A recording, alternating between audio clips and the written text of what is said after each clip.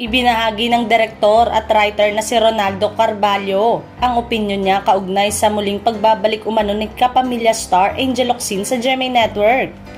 Sa kanyang Facebook post nitong Lunes, sinabi ni Ronaldo na tila nahihirapan daw si Angel na magkaroon pa ng pwesto sa GMA. Kung si Bea Alonzo nga, di makaporma, yumaman lang siya lalo dahil sa laki ng kontrata. Pero wala pang ginawang magandang proyekto si Bea kahit isa. Mula nang lumipat siya sa GMA7, almost 3 years na ang lumipas, saad ni Ronaldo.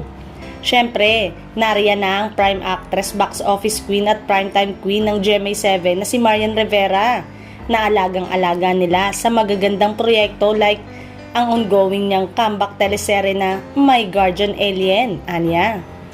Dagdag pa ni Ronaldo, pero bago pa banggain ni Angel Locsin sina Bea at Marian, dadaan muna siya sa Viva Max A-lister star na si Angelica na binibuild up ng GMA7 bilang partner ni Ruru Madrid sa Black Rider. Sa kasalukuyan, wala pang inilalabas na pahayag ang kampo ni Angel para kumpirmahin o pabulaan ng naturang chika. Matatanda ang kamakailan lang ay lumutang din ang kwento na papasok daw si Angel sa teleseryeng Batang Quiapo pero agad din naman itong pinabulaanan. Samantalang inamin ng malapit na kaibigan ni Angel Locsin na si Dimples Romana ang nalalapit na pagbabalik ng aktres sa showbiz.